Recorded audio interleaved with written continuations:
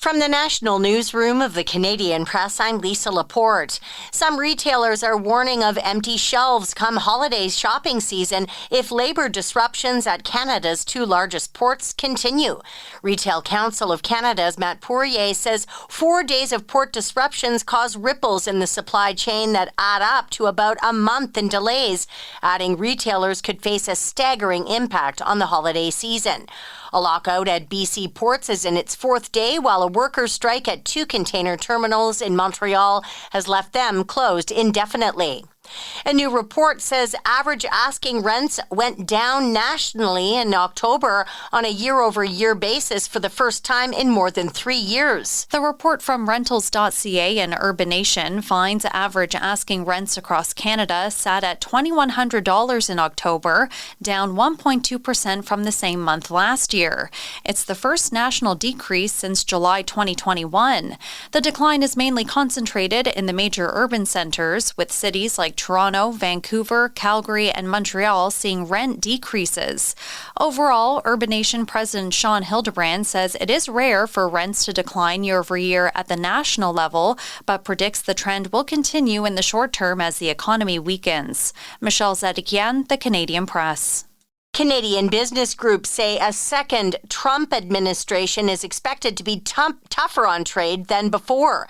Business Council of Canada President Goldie Hyder says the president-elect has a strong endorsement from the American public for his tough on trade platform that includes a promise to impose stiff tariffs on all goods flowing into the U.S. Meantime, U.S. President Joe Biden spoke at the White House today about the results of the American presidential election.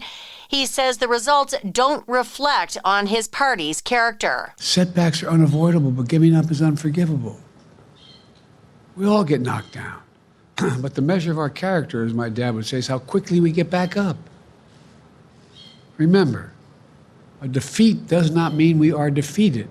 Biden also subtly nodded to how in 2020 Trump refused to accept that he had lost the election.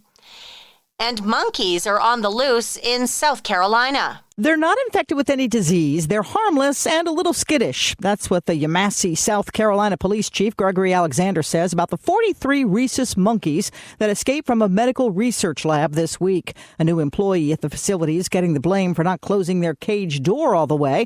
Law enforcement officials are using thermal imaging to try to find and re-trap the primates. They say again there's no danger to the public, but they're still encouraging people to steer clear of them and call them if they're spotted.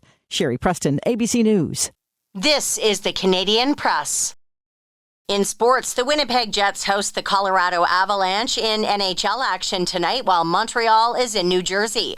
Ottawa's Gabriella Dabrowski and her partner Aaron Rutliff have powered their way into the women's doubles semifinals at the WTA Finals.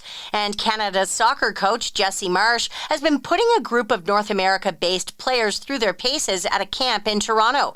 The full national team gathers next week in Florida ahead of a two-legged series with Suriname in CONCACAF National League play. It's been a little bit different kind of week. We haven't been intensive in terms of video sessions and going over every detail, and it's been more just kind of getting the guys out on the pitch and introducing them to some of our ideas of what we try to do as a team, and then seeing how they respond. And in general, the energy and mentality has been really good.